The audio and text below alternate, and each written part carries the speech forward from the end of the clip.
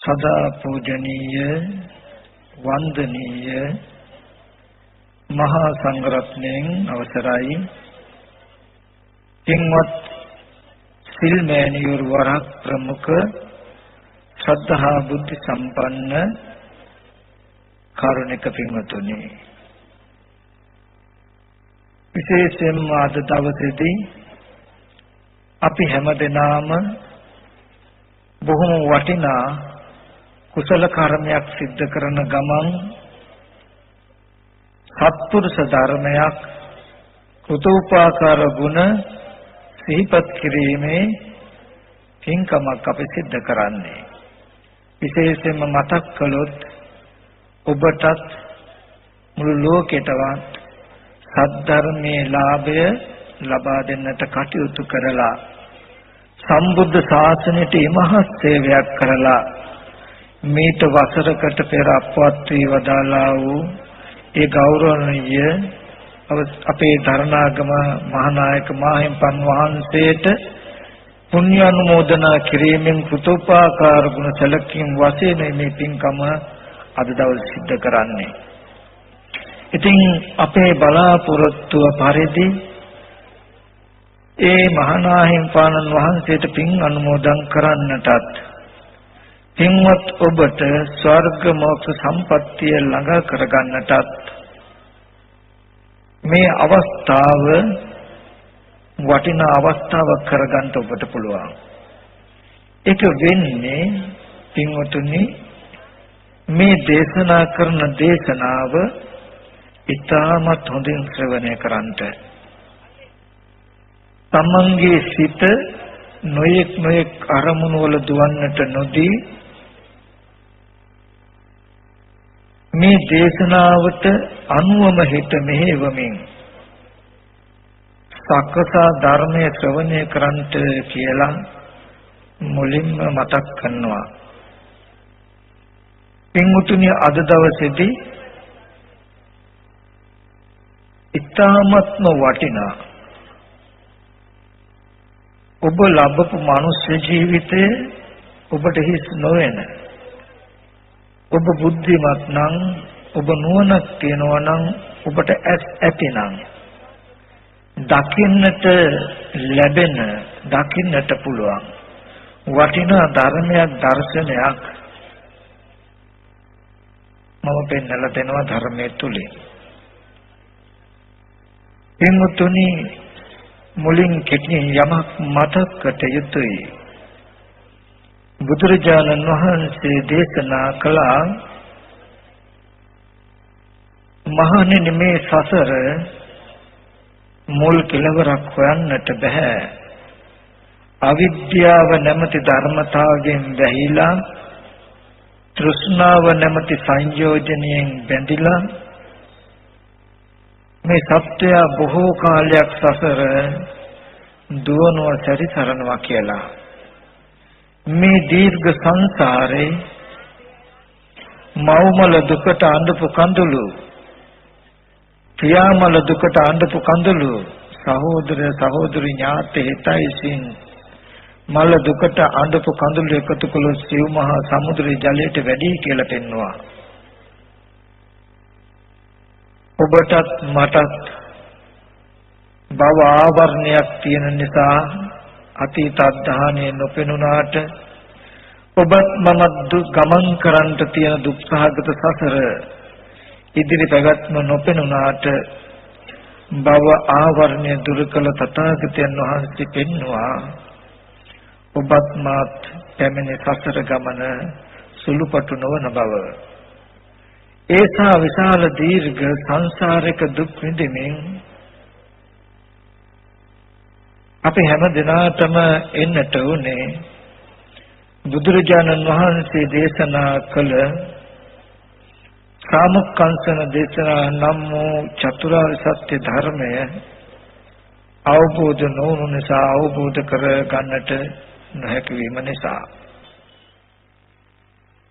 පින්වත්නි එක්තරා දිනක් බුදුරජාණන් වහන්සේ මුංගට 7ක් පමණ ගල් කැට 7ක් අතට අරගෙන ඒ ටික හිමාල පර්වතයට පෙන්නලා උපමා කළා වික්ෂුන් වහන්සේලාට දේශනා කරනවා මහණෙනි චතුරාර්ය සත්‍ය අවබෝධ වෙච්ච ditthi සම්පන්න පුද්ගලයාගේ ගෙවුණු දුක මේ හිමාල පර්වතය වගේ ඉතිරි වෙච්ච දුක මේ මුංගට සතක් පමණ ගල් කැට තරම් එයා වැඩි බර අයින් කරගත්ත කෙනෙක් කියලා. ඒ වගේම මේ පින්මුතුන්ටත් මතක් කරනවා අද දවසේදී හරි අපිට මේ බුද්ධ ශාසනය ආදරෙන් ඇසුරු කරන්න පුළුවන් වුණොත් ඇතුව වාසය කරන්න පුළුවන් වුණොත් ඒ අමාමෑණියන් වහන්සේ අපේ කෙරෙහි අනුකම්පාවෙන් දේශනා කළ සද්ධර්මය අපිට තේරුණොත් මේ දුක් සහගත සසර නිමා කරගන්නට පුළුවන්. ඒ දුක් සහගත සසර නිමා කරන ධම්මස උපදින ඊ타ත්ම වටිනා දහම් පරයයක් දර්ශනයක් මම අද ඔබට පැහැදිලි කරලා දෙනවා. මම මේ දේශනාව කරන අතරේදී පින්වත් ඔබට යම් යම් ප්‍රශ්නාර්ථ මතුවෙන්න පුළුවන්. නොඑක් අදහස් එන්න පුළුවන්. මේ සිතින් මතක් කරනවා හිතේ තර්ක විතර්ක කරන්නේ නැතුව ඒ ප්‍රශ්න ඔස්සේ හිත මෙහෙවන්නේ නැතුව දේශනාව අවසන් වෙනකම්ම ශ්‍රවණය කරන්ට කියලා. මේ දේශනාව ශ්‍රවණය කරලා මේ රටේ නෙමෙයි ලෝකවාසී බොහෝ දෙනෙක් මේ දේශනාව ශ්‍රවණය කරයි. ඕනම කෙනෙකුට යම් ප්‍රශ්නාර්ථයක් ඇති වුණොත් ඒකට ප්‍රතිඋත්තර සැපයීම් වශයෙන් කරුණු කාරණා දෙහ ධාර්මිකව පහදලා දෙන්න මම කැමතියි. ඊට ඉඩ අවස්ථාවකුත් පහු කාලෙදී සලසා දිය හැකි කියන කාරණාවත් මතක් කරනවා. මතක් කළා අපි අමාමෑණි බුදුරජාණන් වහන්සේ අපි කෙරෙහි උපදවා ගත යුතු ඒ දර්ශනය මොකද්ද කියන කාරණාව අපි බලමු.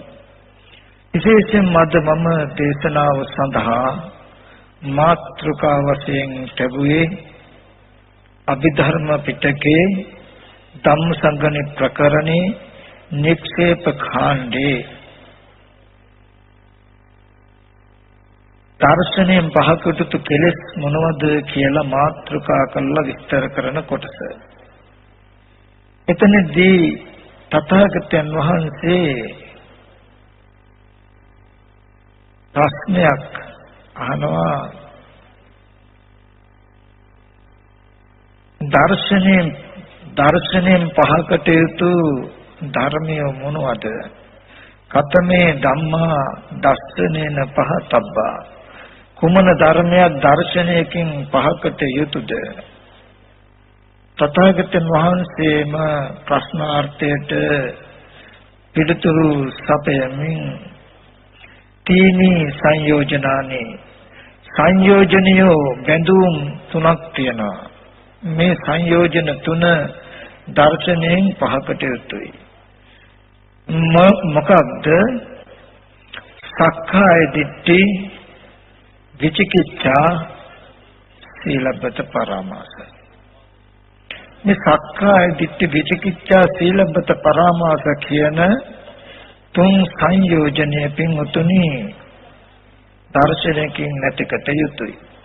මං කෙටියෙන් දර්ශනය පැහැදිලි කරන්න ඉස්සෙල්ලා සංයෝජනය කෙටියෙන් විස්තර කරන්නම්. සක්කාය දිට්ඨිය කියලා කියන්නේ මොකක්ද? ඉද අස්තුතවා පුතජ්ජනෝ අරියානං අදස්සාවි අරිය ධම්මේ අකෝවිදෝ අරිය ධම්මේ අවිනේතෝ සත්පුරුෂං අදස්සාවි සත්පුරුෂ ධම්මේ අකෝවිදෝ සත්පුරුෂ ධම්මේ අවිනේතෝ ආර්යං නොදක්නා වූ ආර්ය ධර්මයේ දක්ෂ නැති ආර්ය ධර්මයේ හික්මුනේ නැති සත්පුරුෂයන් නොදක්කා වූ සත්පුරුෂ ධර්මයේ දක්ෂ නැති සත්පුරුෂ ධර්මයේ හික්මිලා නැති හොඳට බලන්න අසෘතවත් ප්‍රත්‍යඥය රූපං අත්තතෝ සමනුපස්සති රූපය ආත්මයක් හැටියට සත්වයක් හැටියට පුද්ගලයෙක් හැටියට දකිනවා අත්ත නීවා රූපං එහෙම නැතිනම් රූපය ආත්මයට හිත එකක් ආත්මය පවතිනට උපකාර එකක් හැටියට හෝ දකිනවා රූපවන්තං වාත්තාන නැත්තං ආත්මයම ආත්මය රූපවත් එකක් මගේ ආත්මය දැන් මේ විදිහේ රූපවත් එකක් වෙලා රූපය අතහැරෙනකොට මගේ ආත්මය ආපහු වෙන රූපයක් ගන්නවා දැන් මගේ ආත්මය රූපවත් වෙලා කියලා හෝ දකිනවා එහෙම නැතිනම් රූපස්මින් අත්තාන රූපයේ කෙරෙහි රූපයේ තුල මගේ ආත්මය වැටගෙන ඉන්නවා කියලා හෝ හිතනවා මේ විදිහට වේදනා සංඥා විඳින බව හඳුනන බව සංකාර හිතන බව විඥාන දැනගන්න බව කියන මේ ධර්මතා පහ කෙරෙහිම මෙන්න මේ වගේ දෘෂ්ටියක් පවතිනවා අදහසක් ඇති වෙනවා දර්ශනයක් නැති කෙනෙකුට සත්පුරුෂ ධර්මය අහලා සත්පුරුෂයෝ දැකලා නැත්තම් සත්පුරුෂ ධර්මයේ දක්ෂ නැති සත්පුරුෂ ධර්මයේ හික්මුනේ නැති කෙනාටයි එහෙම වෙන්නේ ඊගවට විචිකිච්ඡා කියලා කියන්නේ සත්තරී කාංකති විචිකිච්ඡති ශාස්ත්‍රඥ වහන්සේ කෙරෙහි ධර්මය කෙරෙහි සංඝයා කෙරෙහි සැක කරන විචිකිච්ඡාති උබ්බන්තේ කාංකති ඒ වගේම පෙර ජීවිතේ පෙර අපේ හිටියනම් කොහේ ඉඳද්ද කොහොම ඉඳද්ද කියලා සැකයි අපරන්තේ කාංකති අනාගතයට අපි මැරිලා කොහාට යයිද ඔහේ උපදීද මොකෙක් වෙලා මොකෙක් වෙයිද කියලා ප්‍රශ්න పూర్ව අපරාන්තය ගැන ප්‍රශ්න ඉදප්පච්චේතා පටිච්ච සම්පද ධම්මේසු සංකති මේ ප්‍රත්‍යයෙන් උපදින්නේ කියලා පටිච්ච සම්පදාය ගැන දන්නේ ඒකත් සැකයි ඒ වගේම විසුද්ධිය පිණිස විමුක්තිය පිණිස නිදුක් බව පිණිස සිල්වත් වෙනවා සීලෙන් හෝ දෘෂ්ටියකින් හෝ නොයෙක් විදි වෘත සමාදානයකින් විසුද්ධිය පිණිස කටයුතු කරනවා ඒකට කියනවා සිල් වෘත පරාමර්ශනය කරනවා ස්පර්ශ කරනවා ඒකට කියනවා සීලබ්බත පරාමර්ශ කියලා මෙන්න මේ ධර්මතා තුන ඇති වෙන්නේ දර්ශනයක් නැති කෙනෙකුට බෞද්ධ දර්ශනය හරියට ලැබුණා නම් බෞද්ධ දර්ශනය තියෙනකොට මේ ධර්මතා තුන තමන් කෙරෙහිලා නැහැ කියලා ditthi සම්පන්න පුද්ගලයා තමාවම දකිනවා සක්කාය දිට්ඨිය හඳුනගන්න හොඳ ලක්ෂණයක් තියෙනවා සක්කාය දිට්ඨිය තියෙනවා නම් උබ්බන්තේ කංකති අපරන්තේ කංකති තමන් කෙරෙහි පවතිනවා. තමන්ටම තමන්ගේ හිත මානින්න පුළුවන්. ඇත්තටම මම කොහේ ඉඳන් එන්නේද කියලා නිකමට විමසීමක් කළොත් ඇත්තටම හිතේ නොවිසඳුණු කමක් ප්‍රශ්නාර්ථ ගතියක් තමන් කෙරෙහි හම්බ වේ. ඇත්තටම මම මැරිලා කොහේ යයිද? මේ සත්‍ය කොහේ යයිද කිව්වොත් නොවිසඳුණු ගතියක් ප්‍රශ්නාර්ථ ගතියක් තමන් කෙරෙහිම දකින්න පුළුවන් වෙයි. ඒ විචිකිච්ඡාව තියනවා කියන්නේ සක්කාය දිට්ඨිය තියනවා කියන එකට හොඳ ලක්ෂණයක්. සක්කාය දිට්ඨිය තිබුණොත් විචිකිච්ඡාව හඳුනා ගන්න පුළුවන්. මෙන්න මේ සංයෝජන තුන මොනතරම් වීරියක් තිබුණත් මොනතරම් සීලයක් තිබුණත් මොනතරම් චිත්ත ඒකාග්‍රතාවයක් සමාධියක් තිබුණත් අයින් වෙන්නේ. ඒ සංයෝජන තුන ගෙවෙන්නේ දර්ශනයකට. ඒ දර්ශනය මොකක්ද? මම අද ඔගොල්ලෝ හිතුවේවත් නැති පැතිකඩක් කියලා දෙන්න යන්නේ. ඒ දර්ශනය මොකක්ද? චතුරාර්ය සත්‍ය අවබෝධය. මේ චතුරාර්ය සත්‍ය අවබෝධය ලැබෙන්නේ කොහොමද? පටිච්ච සමුප්පාද ධර්මය අවබෝධ වුණොත්. පටිච්ච සමුප්පාද ධර්මයෙන් තමයි පින්වතුනි චතුරාර්ය සත්‍ය පැහැදිලි කරලා දෙන්නේ. පටිච්ච සමුප්පාද ධර්මයෙන් තමයි න්‍යාය ලබා දෙන්නේ. පටිච්ච සමුප්පාදය විස්තර කරන්නෙම චතුරාර්ය සත්‍ය පැහැදිලි කරලා දෙන්න. මේ ශාසනේ තුන් ආකාරයකට බෙදෙනවා.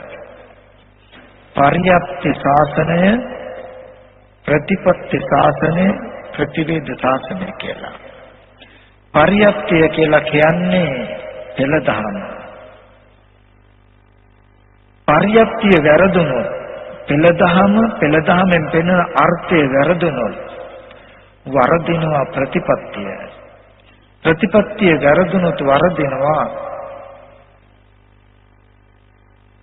ප්‍රතිවේදය නැත්තම් මාර්ගඵල.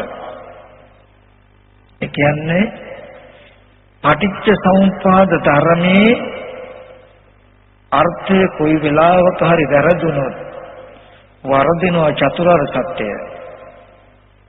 චතුරාර්ය සත්‍ය වැරදුනොත් වරදිනවා මාර්ගය. මාර්ගය වැරදුනොත් ඵලයන් වරදිනවා. අපිට අද දවසේදී ප්‍රධාන න්‍යායක් නැති වෙලා, පැහැදිලි දර්ශනයක් නැති වෙලා, හරියට සොහනකට දාපු මලකුණක් නොඑක් විදිහේ සුනකයෝ ආදී සත්තු ඒ පැත්තෙන් අදිනවා මේ පැත්තෙන් අදිනවා තම තමන්ට කෑල්ලක් ගන්න වගේ අද දවසේදී අපි එක එක්කෙනා අතනින් අදිනවා මෙතනින් අදිනවා අතනින් අදිනවා මෙතනින් අදිනවා චතුරාර්ය සත්‍ය අවබෝධ කරගන්න. එක එක්කෙනා එක එක තැන් වලින් එහාට අදිනකොට මෙහාට අදිනකොට එක එක්කෙනාගේ අතට එන කෑලි කියනවා. එහෙනම් මහා දෘෂ්ටි ගොඩක් ඇති වෙලා මිත්‍යා මතවාද ඇති වෙලා මේ වගේ මිත්‍යා මතවාද බොහෝ වෙන්න නොඑක අදහස් එන්න හේතුව තමයි චතුරාර්ය සත්‍ය අවබෝධ කරගන්න කියලා එක එක්කෙනා එක එක තැන් වලින් ඇද බලන එක.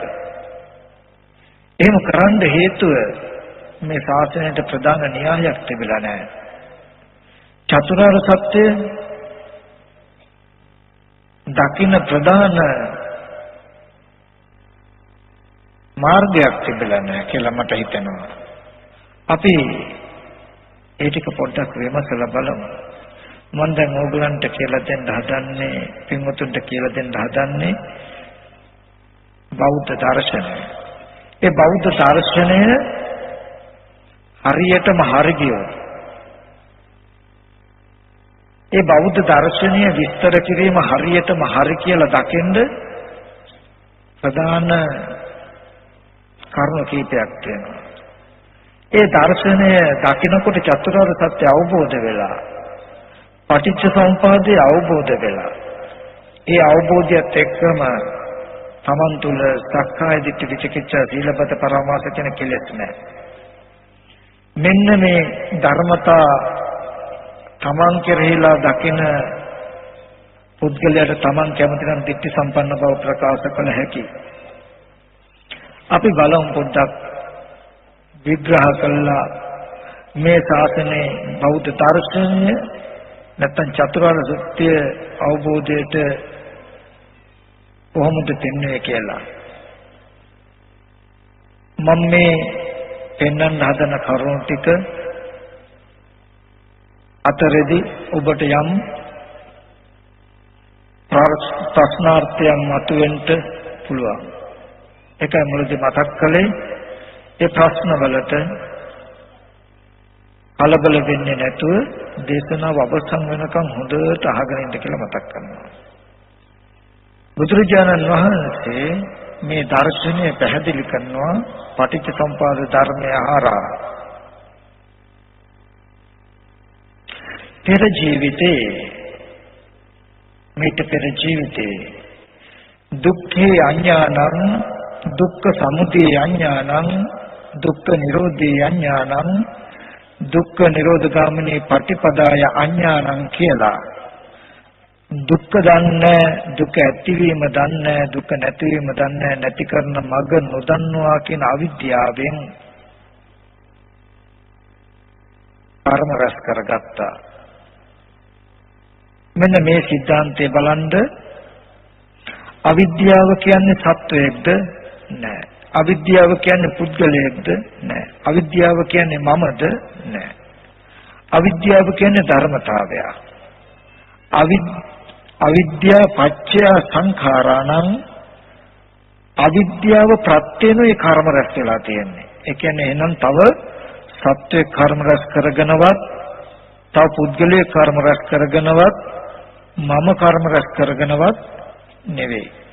අවිද්‍යාව හේතුයෙන් කර්ම රැස් වෙනවා නම් සංඛාර පත්‍ය විඥානං කර්මය නිසා නම් ප්‍රතිසන්දි වශයෙන් විඥානයේ පැමිණේ. එන සත්‍යයේ ඉපදීම තියනවවත් පුද්ගලයේ ඉපදීමවත් මගේ ඉපදීමවත් නෙමේ සංඛාර නිසා විඥානය වුණා. ධර්මතා අවිද්‍යාව හේතුයි සංඛාරයට සංඛාරය හේතුයි විඥාණයට. ඒ විඥානේ හේතුණා මේ කය සවිඥානික වෙන්න. ඒ ටික හේතුණා මේ ආයතන ටික හැදෙන්න. ඒක හේතුණා ස්පර්ශ වෙන්න. ස්පර්ශ වෙච්ච අරමුණ හේතුණා විඳින්න කියලා. කෙටියෙන් ගත්තොත් පෙර කර්මයට විපාක ස්කන්ධ ටිකක් ලැබුණා අපිට. මේ ස්කන්ධ ටික සත්වයක් නෙමෙයි පුද්ගලයෙක් නෙමෙයි කෙනෙක් නෙමෙයි. යම් රූපයක් තියෙනම්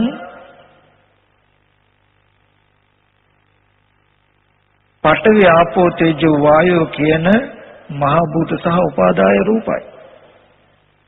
වේදනා සංඥා චේතනා කියලා චෛතසික ටිකක් තිබුණා නම් ඒ ස්පර්ශ ප්‍රත්‍යයෙන් යම් විඥානයක් සිතක් තියෙන නාම රූප ප්‍රත්‍යයෙන් මේවා නොදන්නව වෙන්න පුළුවන්. නමුත් මේ එකක් ගන්න අවශ්‍ය නැහැ. මෙතනින් මතක් කළේ පෙර කර්මයට මේ වගේ විපාක ස්කන්ධ ටිකක් හම්බ වුණාම මේ විපාක ස්කන්ධ කෙරෙහි තණ්හා උපාදාන කියන කෙලෙස් ටික එකතු වුණාම පින්වතුනි මේ තණ්හා උපාදාන කියලා කියන්නේ කර්මයක් නෙමෙයි. තණ්හා උපාදාන කියන කෙලෙස් ටික එකතු වුණාම කාම භවයේ උප්පත්ති භවය හැදෙනවා.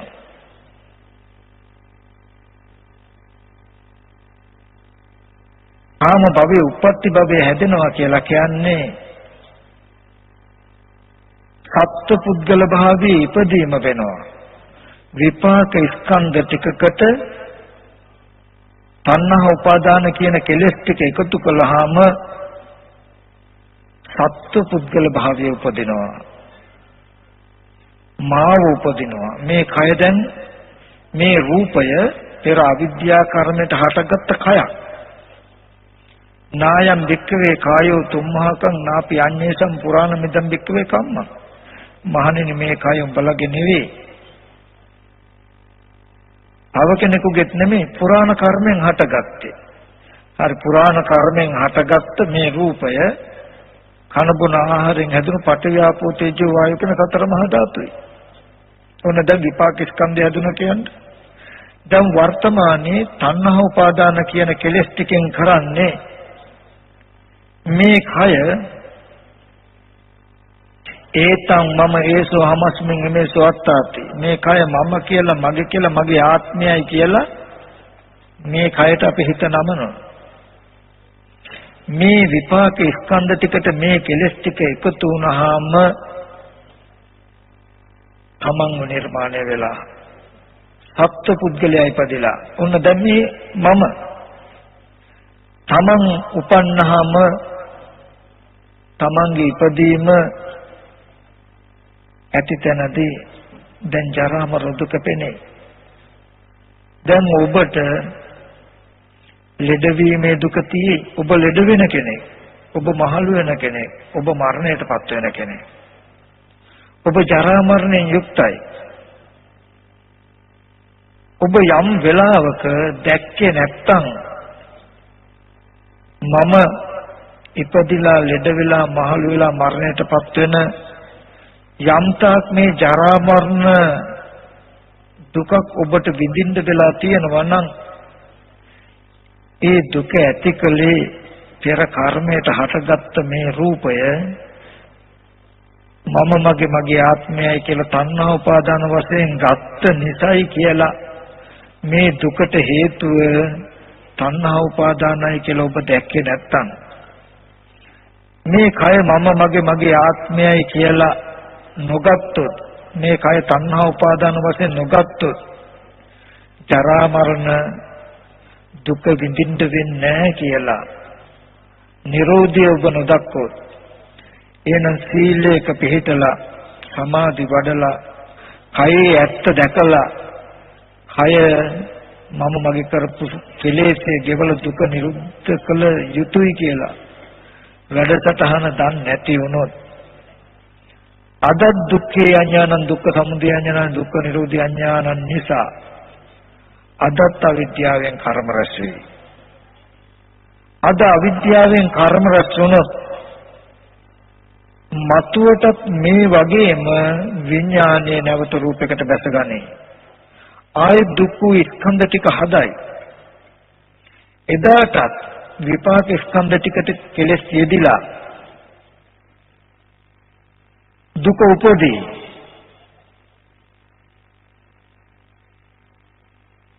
විපාක ස්කන්ධ ටිකට කෙලෙස් ටික එකතු කළා එදාට සත්පුද්ගල භවයේ දුක විඳී. එදාට දුක ඇතිවීම නැතිවීම තේරුම් ගන්න බැරි වුණොත් අවිද්‍යාවෙන් ආයෙත් කර්ම රැස් කරගන්නේ. මේ පටිච්චසමුප්පාද සිද්ධියේ කෙරවලක් නැහැ. මම මේ කියපු ටික තේරුම් නැත්තම් මම ආපහු මේ පින්වතුන්ට මුලින්දන් ටිකක් සරල කරලා මතක් කරන්න. මේ පටිච්චසමුප්පාද අංග 12 ඇතුලේ තුන් කාලයක් කඩන්න එපා. තණ්හා උපාදාන කියන තැනකින් කර්ම භවයක් හදලා මතු ජාති ජරා මරණයි කියලා පැනෙවුවොත් වැරදි. එතකොට අපිට නිවන් දකින්න වෙන්නේ මරණයෙන් පස්සේ වෙනවා. එහෙම තැනක් නෙමෙයි මේ බුදුරජාණන් වහන්සේ පෙන්වන්නේ. අද ඔබත් මාත් දුක් විඳින තැන සංසාර චක්‍රයක්. චක්‍රයක් කියන්නේ රවුම.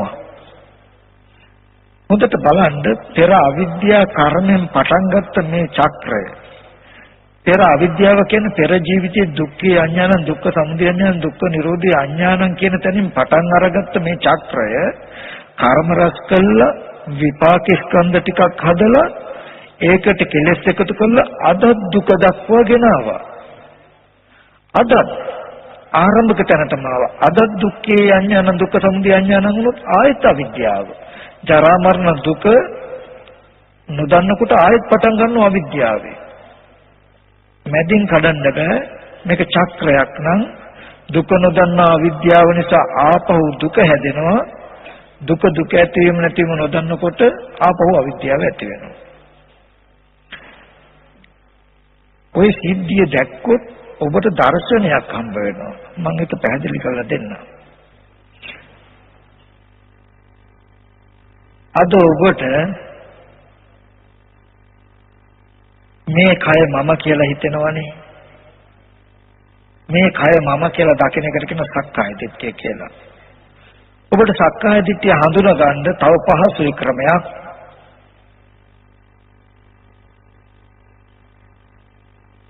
මම කොහේ ඉඳලා එන්නද කියලා හෙව්වොත් ඇත්තටම ඔබට හිතට ප්‍රශ්නාර්ථයක් එයි.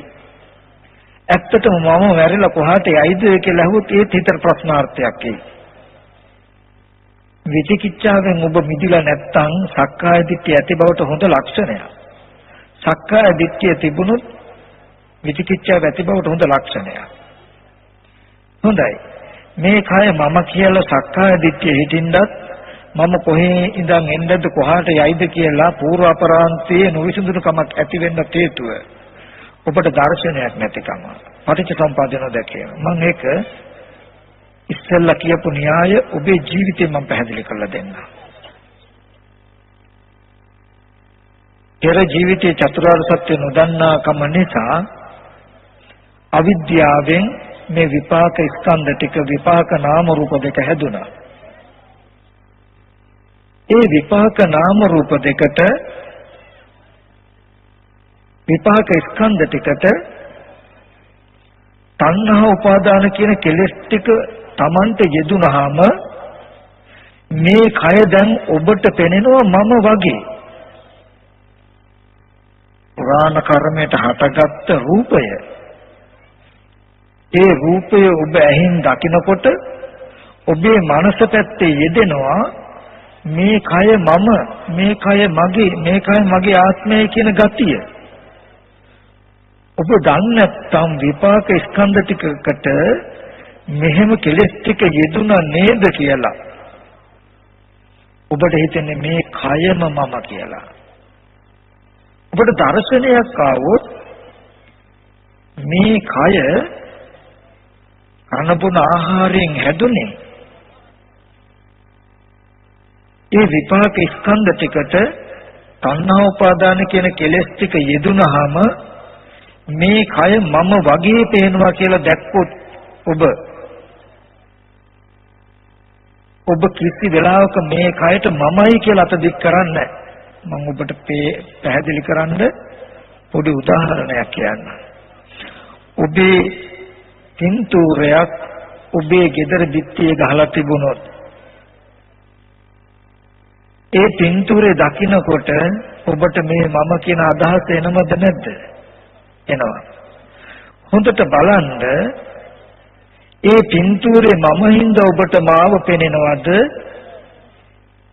ඇහැට ඒ රූපේ පෙනෙනකොට ඒ රූපේ මම කියලා පෙනෙන විදිහේ කෙලෙසයක් ඔබ තුල යෙදුණු හින්දා ඒ රූපේ මම කියලා පෙනෙනවද කියලා?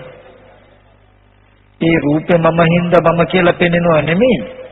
ඇස් ඉදිරි පිටට එන පෙනෙන ඒ රූපයට මේ මම කියලා පෙනෙන විදිහේ කෙලෙසයක් Tamange මනස පැත්තේ යෙදුනහම දැන් Tamanට ඒ රූපේ මම වගේ නම් පෙනෙන්නේ. දැන් ඒක මට පෙනෙන හැටි. ඒ රූපේ මම කියලා මට පෙනෙනවා නම් ඒ රූපේ මමයි කියලා අසදික් කරන්න සුදුසුදු කියලා බලන්න. ඒ මම කොහෙන්ද එන්නේද කොහාටද යන්නේ කියලා රූපේ පැත්තෙන් පූර්ව අපරයට දුවන්න සුදුසුද කියලා බලන්න. ඒ වගේ මේ විපාක ස්කන්ධ ටිකට කෙලස් ටික යෙදුනහම මේ කය ඔබට මම වගේ පේනවා. මේක ඔබට පෙනෙන හැටි. ඔබට මම වගේ කය පෙනෙනකොට ඔබ දන්නේ නැත්නම් රූපයේ සතර මහා ධාතුයි කනබුන ආහාරයෙන් හැදුනේ පුරාණ කර්මෙන් හටගත්තේ. ඒ රූපයට මම කියලා පෙනෙන විදිහේ කෙලෙස් ටිකක් මනස යෙදුනේ හින්දා කය මම වගේ පේනවා නේද කියලා විපාක ස්කන්ධ ටිකට කෙලෙස් ටිකක් එකතු කරලා මේ කය මම කරලා පෙන්නනවා කියලා දන්නේ නැත්නම් ඔබට මේ කය ඇත්තම වෙනවා. ඔබට දුක ඇත්ත වෙනවා. ඔබ දුක ඇති කරපු හේතුව දන්නේ නැති වුණොත් මේ කය මම කියන තැනකින් ඉන්නේ නම් මම යනවා මම එනවා මම කනවා බොනවා කියන තැනකින් නම් ඉන්නේ. ඒ මම ලෙඩ වෙන මහලු වෙන මරණයටපත් වෙන ඒ දුක හැදුවේ මේ කය මම කියලා පෙන්නපු තණ්හා උපාදාන කියන කෙලෙසිය නිසා කියලා දන්නේ නැත්නම් මේ කය මම කියලා පෙන්නන තණ්හා උපාදානයේ කෙලෙස් නැති කළොත් මම විදිහට සිළු දුක නිදහස් වෙන්න පුළුවන්. මේ ආර්ය අෂ්ටාංග මාර්ගයේ ඊට මගයි කියලා දන්නේ නැති වුණොත් ඔබ ඇත්තටම මොළයි කර්ම රැස් කරන්නේ. තව පැත්තකින් ගත්තොත් බුදුරජාණන් වහන්සේ දේශනා කරන්නේ ඔබගෙන් ඇහුවොත් ලෝකේ කියන්නේ මොකක්ද කියලා ඔබ කියයි මේ මහ සෑයේ තියෙනවා. තව ගොඩාක් කිරිස් ඉන්නවා බණ අහන්න ඇවිල්ලා. අවට මල් වලින් තරසලා තියෙනවා කියලා ඔබ කියයි. ඔක තමයි ඔබට පේන ලෝකේ. මම නෑ කියන්නේ නැත්te. හැබැයි හොඳට මතක තබා ගන්නට ඕනේ. ඔබ විස්තර කරන්න ඔබට පේන්නේ නැහැටි. බුදුරජාණන් වහන්සේ දේශනා කළේ පංච උපාදානස්කන්ධ දුක්ඛ කියලා. පංච උපාදානස්කන්ධ ලෝකේ කියලා.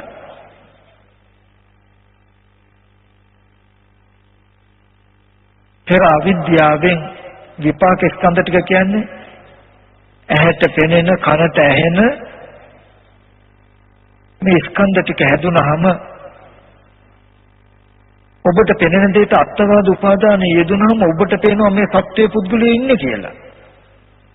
කාම උපාදාන යෙදුනහම මේ බොහෝ වටිනා දේ තියෙනවා කියලා ඔබට පේනවා.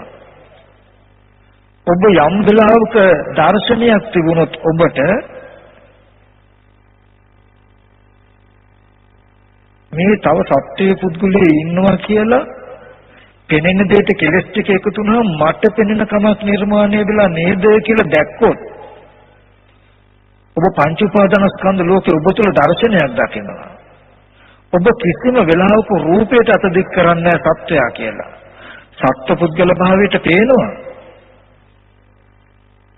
ඒ සත්‍ය පුද්ගල භාවයට පේන්නේ සත්‍ය අපේ මෙච්චර කාලයක් හිටියේ මේ සත්‍ය පුද්ගල භාවයට පේන්නේ තව සත්‍ය පුද්ගලයෝ ඉන්නවා හින්දායි කියලා.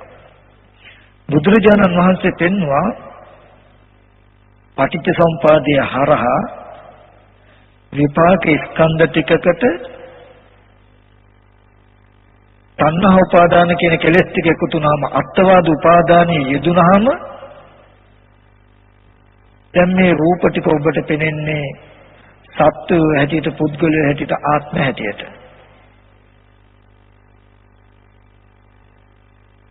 තමන්ට ලෝකේ නිර්මාණය වෙලා ලෝකේ ඉපදිලා කියලා දැක්කොත් ඔබ කිසි වෙලාවක මේ සත්‍යය කියලා රූපයට සත්‍යය කියලා ඇඟිල්ල දික් කරන්නේ. රූපේ සත්‍යයක් හැටියට දකිනවා නම් රූපය අසුර කරගෙන සත්‍යයක් හැටියට දකිනවා නම් ඒ අසෘතව පුතඥය මේ පටිච්චසමුපාදය නොදන්න චතුරාර්ය සත්‍ය නොදන්න කෙනා. ඒ කියන්නේ සත්පුද්ගල භාවයට පෙනෙන දුකක් තියෙනවා නම් ඔය දුක හැදිය සත්පුද්ගල භාවයට පෙන්වන තණ්හා උපාදාන කියන කෙලෙස් නිසා නේද කියන දර්ශනේ නැති කෙනා. මේ තණ්හා උපාදාන කියන කෙලෙස්ය නැති කළොත්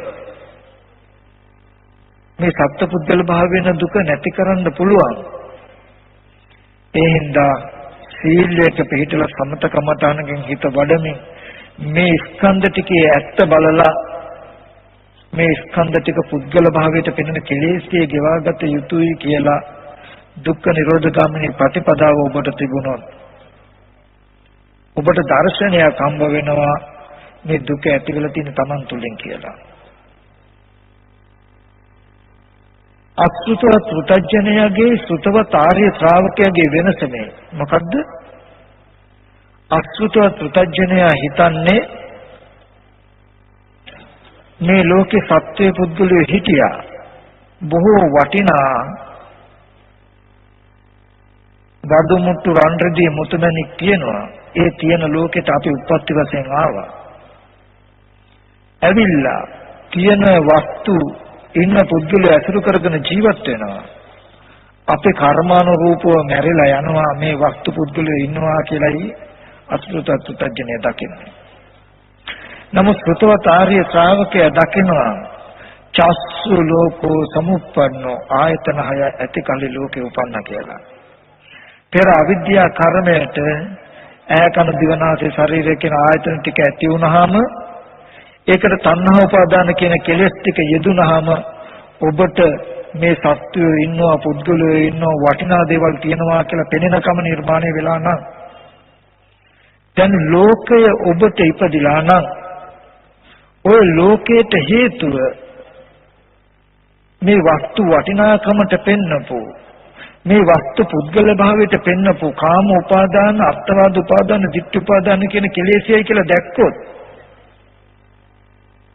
මේ කාම උපාදාන ditth උපාදාන අර්ථවාද උපාදාන කියන සතර උපාදානයේ නැති වුණොත් මේ වස්තු පුද්ගල භාවයට පෙනෙන වටිනාකමට පෙනෙන කමින් තමන්ට මිදෙන්න පුළුවන්. ඒ වටිනා දේ වස්තු විනාශ වෙලා යන දුකෙන් නිදහස් වෙන්න පුළුවන් කියලා දැනගත්තොත් මේ ආර්ය අෂ්ටාංග මාර්ගය ඊට මගයි කියලා දන්නවා නම් අන්න ඒ දැකීමට කියන දර්ශන භූමිය කියලා. සුතවත් ආර්ය ශ්‍රාවකයා. ඒ කියන්නේ තව පැත්තකින් ගත්තොත් අසුතවත් පුතඥයා හිතන්නේ සත්‍ය පුද්ගලයෝ ඉන්න හින්දා සත්‍ය පුද්ගලයෝ පේනවා කියලා. සුතවත් ආර්ය ශ්‍රාවකයා දකින්නේ තමන්ගේ පැත්තෙන් පෙනෙන දෙයට සත්‍ය පුද්ගල භාවයට පෙනෙන කෙලෙස් ඉදින හින්දා මට සත්‍ය පුද්ගල භාවයට පේනවා කියලායි දකින්නේ. ඔබට දර්ශනයක් තිබුණොත් සත්‍ය පුද්ගල භාවයේ දුක ඔබ තුල ඇති උනේ තණ්හා උපාදාන කියන කෙලෙස් ටික යෙදුණු නිසායි කියලා ඔබ දැක්කොත් මේ කෙලෙස් ටික නැති කළොත් සත්‍ය පුද්ගල භාවයෙන් දුක නැති කරන්න පුළුවන් කියලා දැක්කොත් ඒ දර්ශනය දකිනකොටම ඔබට සක්කාය දිට්ඨිය තියෙන රූපයට කවදාවත් ඇඟිල්ල දික් කරන්නේ සත්‍යයක් කියලා. මොකද රූපේ සත්‍යයක් කියලා මට පේනවා. රූපේ සත්‍යයක් කියලා මට පේනවා කියන එකයි රූපේ සත්‍යය කියලා ගන්න එකයි අතර ධර්මතාව දෙකක්. මේකට කියන පංච උපාදාන ස්කන්ධ ලෝකය කියලා. උපාදාන ස්කන්ධයකට උපාදානයකට හැදුණු ලෝකයක්. ටීවී එකේ තියෙන රූපයත් ඔබට පුද්ගලයෙක් හැටියට පේනවනේ. ටීවී එකේ තියෙන රූපය පුද්ගලයෙක් හැටියට පෙනෙන්නේ ඒ රූපේ කෙනෙක් හින්දාද ඒ රූපේ කෙනෙක් කියලා පෙනෙන කෙලෙසයක් මන් තුල එදිලද කියලා බලන්න. ඒ රූපේ කෙනෙක් කියලා පෙනෙන කෙලෙසේ මන් තුල යෙදුන හින්දා මට පුද්ගලයෙක් හැටියට පෙනෙනවා නම් මන් ටීවී එකේ තියෙන රූපෙට ඇඟිල්ල දික් කළා ඒ රූපේ සත්‍යයක් කියලා ගත්තොත් හරියද? ඒ රූපයට අත දික් කළා ඒ සත්‍යය කොහෙන්ද එන්නේද කොහාට යයිද කියලා අහන්න සුදුසුයිද? නෑ. ඒ වගේමයි මේද ටීවී එකේ වගේ ඇස් ඉදිරි පිටට ආපු මේ වස්තුව පුද්ගලයෙක් කියලා පෙන්වන කෙලෙසයක් ඔබට ලේදිලා පුද්ගල භාවයට පෙනෙනවා නම් ඔබ මේ රූපයට සත්‍යය කියලා ඇඟිල්ල දික් කරන්න සුදුසුද කියලා බලන්න. මේ සත්‍යය කොහෙන්ද එන්නේද කොහාට යයිද කියලා අහන්න සුදුසුද කියලා බලන්න. ඔබට පටිච්ච සමුප්පාදය අවබෝධ වුණොත් පටිච්ච සමුප්පාදයෙන් කියන්නේ පෙරත් මේ දුක ඇතිවීම නොදන්නා අවිද්‍යාවෙන් කර්ම රැස් කරගත්තා. ඒ කර්මයේ හේතු වුණා විපාක ස්කන්ධ ටිකක් මෙතෙන්ට ගෙනත් දෙන්න. ඒ විපාක ස්කන්ධ ටිකට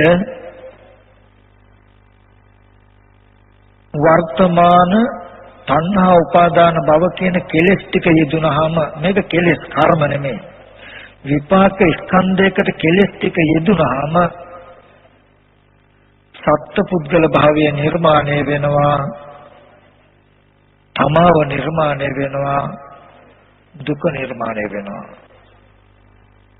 ඔබ අද දැක්කේ නැත්තම් මේ දුක හැදුනේ මේ සත්පුද්ගලකම හැදුනේ තමන් තුළ පෙනෙන දේට ඇහෙන දේට ගඳ සුවඳ දැනෙන දේට තණ්හා උපාදාන කියන කෙලෙස් ටික යෙදුන හින්දා මට මෙහෙම පෙනෙනකම නිර්මාණය වුණා කියලා අද දුක ඇති කරපු හේතුව ඒ කියන්නේ මේ රූපය පුද්ගලයේ හැටියට පෙනෙනකම නිර්මාණය වුණේ තණ්හා උපාදාන කියන කෙලෙසට නේද කියලා දන්නේ නැති වුණොත් අද දුක්ඛේ අඥානං දුක්ඛ සමුදය අඥානං දුක්ඛ නිරෝධය අඥානං වුණොත් ඔබට ඉන්න සත්‍යයම හම්බ වෙනවා. තමන්ට සත්ව පුද්ගල භාවයට පෙනෙනව වෙන්නේ නැහැ. එතකොට ඉන්න සත්‍යයම හම්බ වෙනවා. වටිනා දේවල්ම හම්බ වෙනවා. අද ඉන්න සත්‍යය කෙරෙහි තියෙන දේ කෙරෙහි අවිද්‍යාවෙන් අදත් ඔබ පුඤ්ඤාවි සංකාර අපුඤ්ඤාවි සංකාර සිද්ධ කරනවා. අද අවිද්‍යා කර්ම සිද්ධ කරගත් ඔන්න ඔතෙන්ට එනකම්ම පෙර කර්මයට විපාක එනවා. විපාක ස්කන්ධ ටිකත් කෙලස් ටික එකතු වෙලා ලෝකයේ සත්පුද්ගල භාවයේ විපාකයක් කියන තැන දක්වාම විපාක.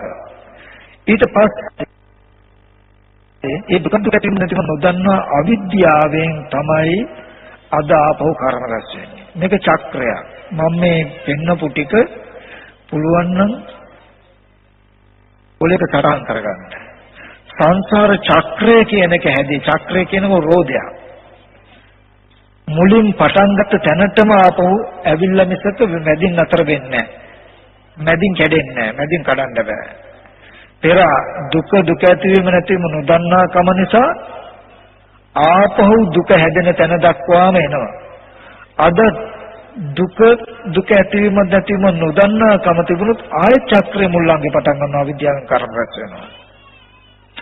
මට මෙතනදී පෙන්වන්න ඕනකම තිබුණේ අපි ගොඩාක් කාලයක් ඉඳලා මේ පටිච්ච සමුප්පාදේ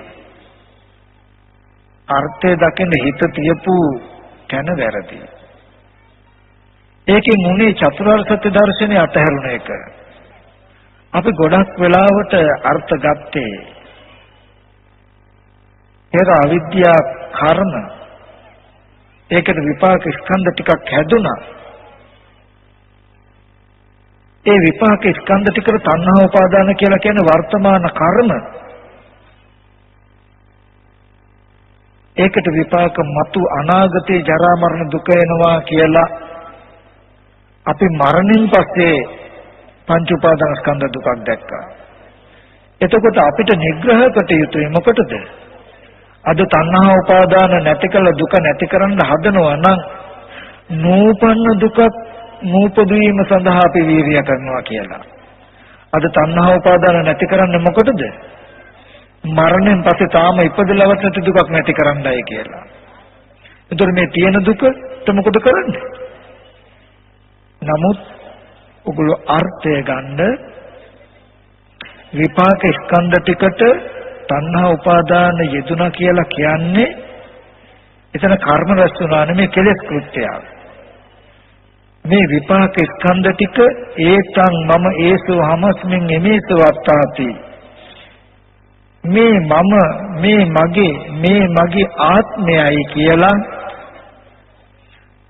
තණ්හා මාන දිට්ඨි වශයෙන් ගන්න ටිකට තමයි තණ්හා උපාදාන කියලා කියන්නේ. විපාක ස්කන්ධේ තණ්හා උපාදාන වශයෙන් ගත්තොත් ඒකේ ප්‍රතිඵලය තමයි පුද්ගල භාවය උපදිනවා.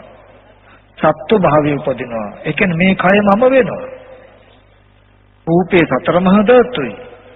ඒ කය මගේ ආත්මය කියලා ගත්තොත් දැන් මේ කය මම වෙලා අපි දන්නේ නැත්තම් මේ කය මම කළා පෙන්නන කම හැදුනේ කෙලෙසයකට කියලා හිතාගෙන ඉන්නේ මමමයි කියන තැනකින් ජීවත් වෙනවා අපි. එතකොට දර්ශනයක් නැති වුණාම මේ කය මම කියන තැනකින්ම කර්ම රැස් වෙනවා. මේ තව සත්‍ය පුද්ගලය කියන තැනකින්ම කර්ම රැස් වෙනවා. මේ තියෙන වටිනා දේවල් පරිහරණය කරනවා කියන තැනකින් කර්ම රැස් වෙනවා. අද කර්ම රැස් වුණොත් නැවතත් මේ වගේම දුක් වූ ස්කන්ධ ටිකක් හැදෙනවා. ඉතින් යම් දිනක ඔබට චතුරාර්ය සත්‍ය අවබෝධ වුණොත් අවබෝධ වෙන්නේ මේ පටිච්ච සමුප්පාදේ නිවැරදි වුණොත්.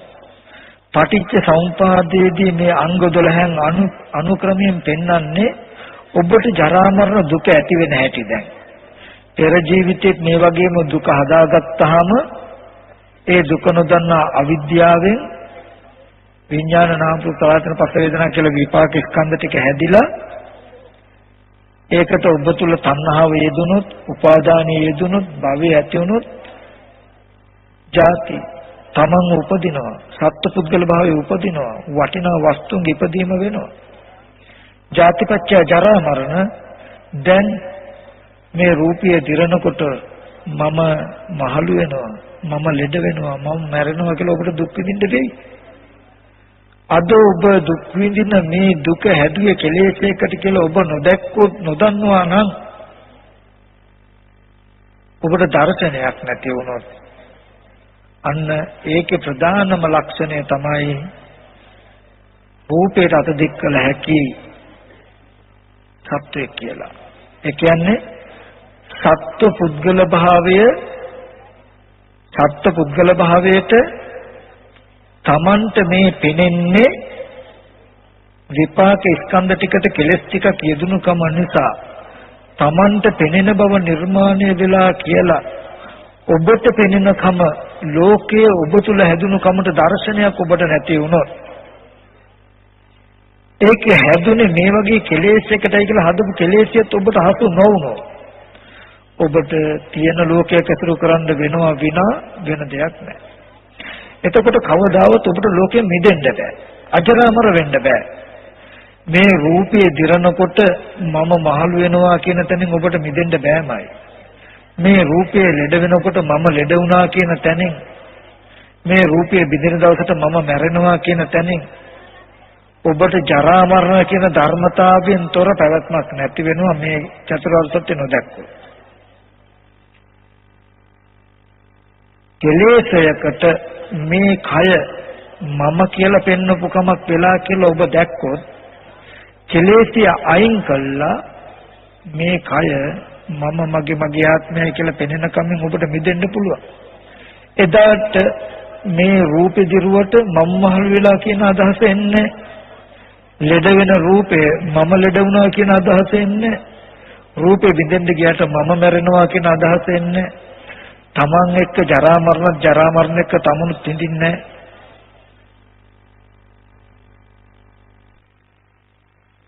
ඒ නිසා මේ කතා කරන දේ තුල යම් ප්‍රශ්නාර්ථයක් ඔබට තියෙන්න පුළුවන්. නමුත් ඔබට මම යම් මට්ටමක හිතන්න පුළුවන් කරුණක් පැහැදිලි කළා.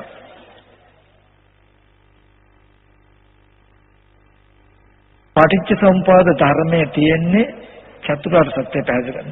ඔබට ඔබ දුක් විඳිනවා නම් ඒ දුකත් දුක ඇතිවෙච්ච කෙලෙසයක්.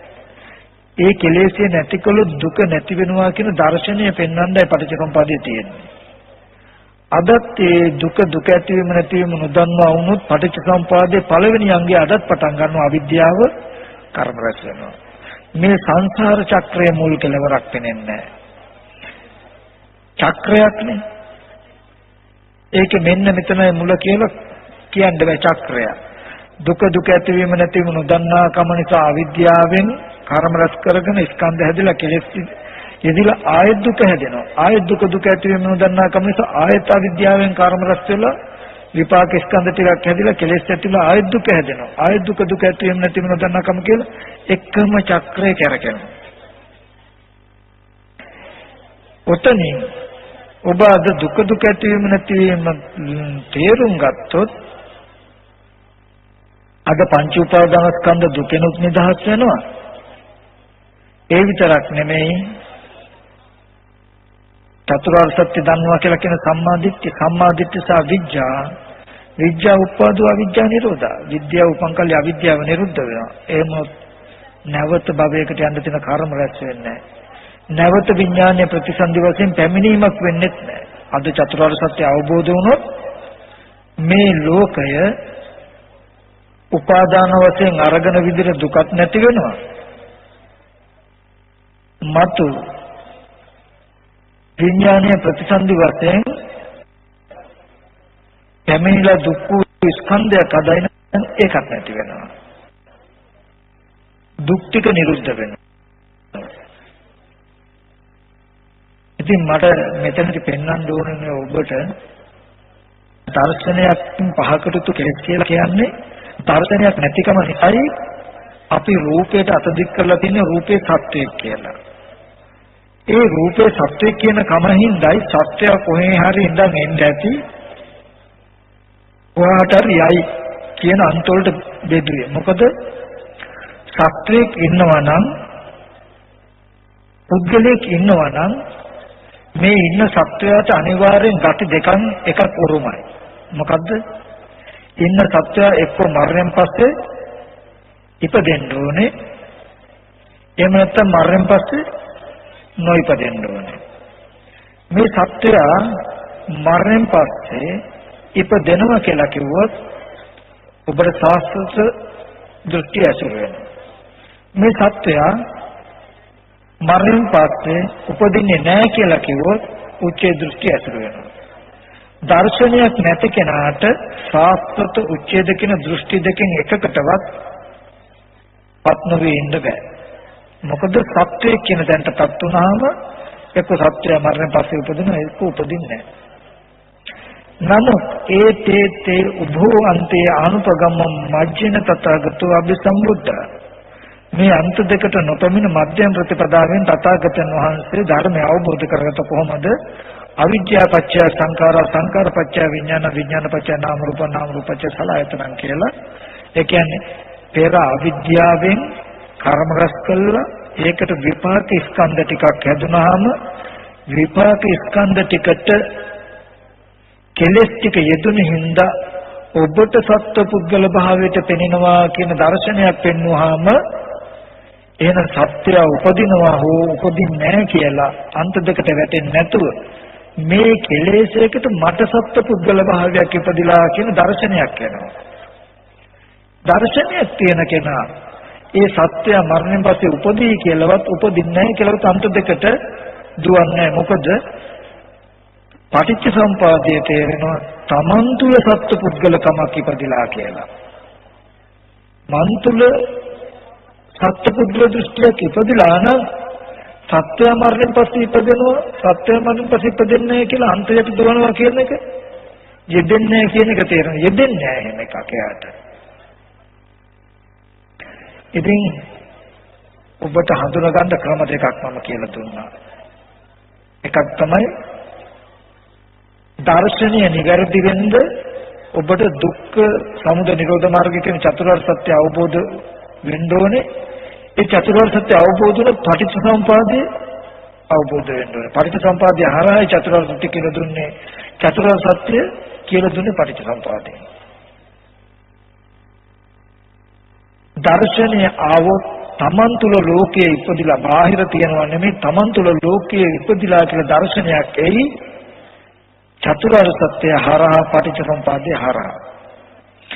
ඒක දර්ශනයක් වුණොත් ඔබ ගාව ප්‍රහාණය වෙලා තියෙයි බාහිර රූපයට බාහිර ලෝකයට අත දික් කරලා පෙන්වන කමක් රූපය සත්‍යය වේදනාව සත්‍යය නැත්නම් රූපය ආත්මයක් වේදනාව ආත්මයක් කියලා ඇඟිල්ල දික් කරන කමක් ඒ සත්‍යය කොහේ හරි ඉඳන් එන්නට කොහට හරි යන්න ඇති කියලා කාංකති වශයෙන් పూర్ව අපරාන්තර දුවන ගතියත් ඔබ තුල නතර වෙලා තියෙන මේ දර්ශනය තිබුණොත්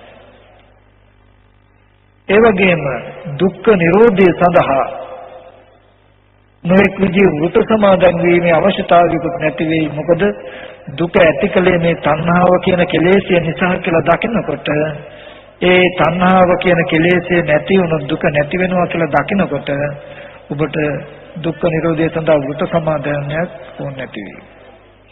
මම අදද මතක් කරනවා යම් කෙනෙකුට චතුරාර්ය සත්‍ය පෙනෙනවා නම් පටිච්ච සමුප්පාද ධර්මයේ හරහා පටිච්ච සමුප්පාද ධර්මයෙන් හරහා ධර්මය අවබෝධ වුණොත් චතුරාර්ය සත්‍ය අවබෝධ වුණොත් ඔබට චතුරාර්ය සත්‍ය අවබෝධයි පටිච්ච සමුප්පාදයට හොඳට තේරෙනවා.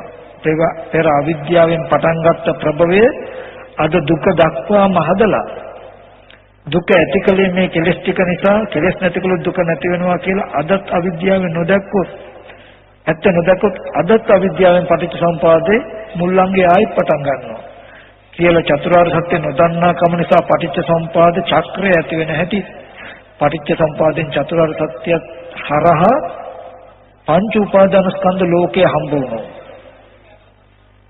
ඒ කියන්නේ ඔබට ලෝකේ නිර්මාණය වෙච්ච කම හම්බ වුණොත් දර්ශනය. ඒ දර්ශනය තිබුණොත් බාහිර සත්‍ය පුද්ගලයෝ ආත්මයක් තියෙනවා කියන දෘෂ්ටියත් සත්‍ය පුද්ගලයෝ කොහේ හරි ඉඳන් එන්නේත් කොහාට හරි යයි කියන දෘෂ්ටියත් ඔබ කෙරෙහිලා ඔබ නොදකි. යම් කිසි කෙනෙකුට චතුරාර්ය සත්‍ය පෙනේ නම් පටිච්චසමුප්පාදය පෙනේ නම් දර්ශනයක් තියෙනම් බාහිර සත්පුද්ගල භාවයට පෙනෙන කමහා පුබ්බන්තේ කංකති අපරන්තේ කංකති තමන් කෙරෙලා නැතිනම් ඒ ඕනම කෙනෙකුට බය නැතුව ditthi සම්පන්නයි තමන් ditthi සම්පන්නයි කියලා කිව්වට කමන්නේ. ditthi සම්පන්නයි කියලා කියන්නේ මොකද්ද? දර්ශනය යුක්තයි. තමන්ට දර්ශනයක් තියෙනවා. අනිත්‍ය මේ රත්තරන් ගොඩාක් වටිනවා කියලා අනිත්‍ය කියද්දි එයා දකින්නේ මොකද්ද? තමන් තුල වටිනාකමට පෙනෙන තණ්හා උපාදාන කියන කෙලෙසි යෙදුනහම ඒ රත්තරන් වටිනවා කියලා මට පේනවා. ඒ වස්තුව වටිනවා කියලා මට පෙනෙනවා. හින්දා මම ඒක ගන්න යන්නේ. දැන් වටිනාකමට මට පෙනෙන වස්තුව විනාශ වුණොත් මොකද වෙන්නේ? කවුරු හරි හොරු ගත්තොත්, කැඩුනොත්, බිඳුනොත් තමන්ට දුක එනවද නැද්ද? දුක එනවා. එහෙනම් දුක එන්නේ වටිනා වස්තුව නැති වෙච්ච එකද? ඒ වස්තුව වටිනාකමට තමන් තුළ පෙන්නපු කෙලෙසේද? තමන් තුළ පෙන්නපු කෙලෙසේ. දුකට හේතුව තණ්හාව. බැරි වෙලා මේ කෙලෙසේ අයින් වුණොත් ඒ වස්තුව රත්තරන් කියලා වටිනවා කියලා තමන්ට පෙනෙනකම නැති වුණොත් ඒ වස්තුව නැති වුණත් එකයි කවුරු ගත්තත් එකයි කැඩුනත් එකයි. රහතන් වහන්සේ කියලා කියන්නේ මේ රන් රිදී මුතුමැණික් කියලා ඒ වස්තු කෙරේ වටිනාකම යෙදෙන්නේ නැහැ මනසේ. අන්න ඒ වගේ Tamanට දුක එන්නේ අපි කියමු මේ මල් පොකුර හරි වටිනවා කියලා මට පේනවා. ඕක කැඩුනොත් බිඳුනොත් දුක එනවා මට. මන් දන්නේ නැත්තම් මේක කැඩුනොත් බිඳුනොත් දුක ආවේ මේ වස්තුව වටිනාකමට මට පෙනුණු හින්දා නේද කියලා.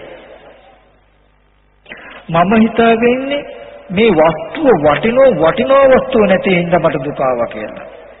නමුත් දුකට හේතු වස්තුවේ නැතිකම නෙමෙයි බුදුරජාණන් වහන්සේ පෙන්වන්නේ.